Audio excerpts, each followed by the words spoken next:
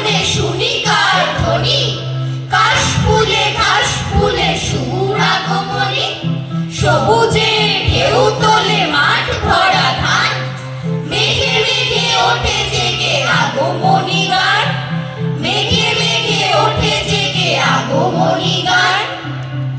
বর্ষাকালে শরৎ ঋতু দেয় কি মনে ধরা, তবুও আমায় লিখতে হবে পুজো নিয়ে ছড়া। দুর্গা নিয়ে লিখছে ছড়া সংখ্যা লাখে লাখ, আমার ছড়ার বিষয় এবার ঠ্যাং কোর ঢাক।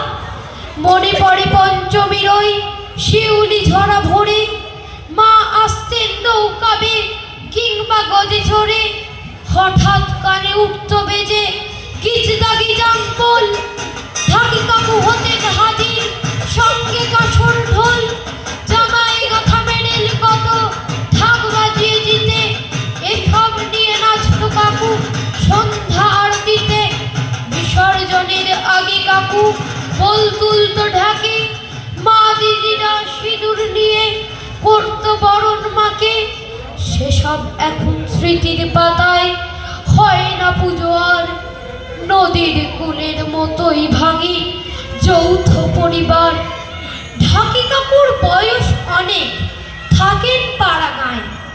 গত পুজোয় গিয়েছিলাম করতে প্রণাম পাই, একলা ঘরে আছেন শুয়ে অবশ পক্ষাঘাতে।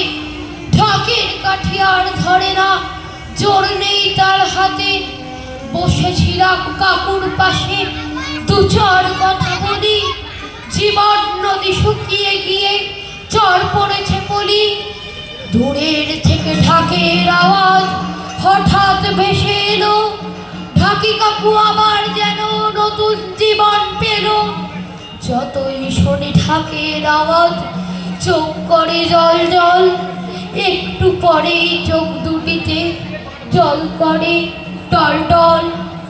বহুদিন পরেও আসে ফিরে ঘরে, মেনকা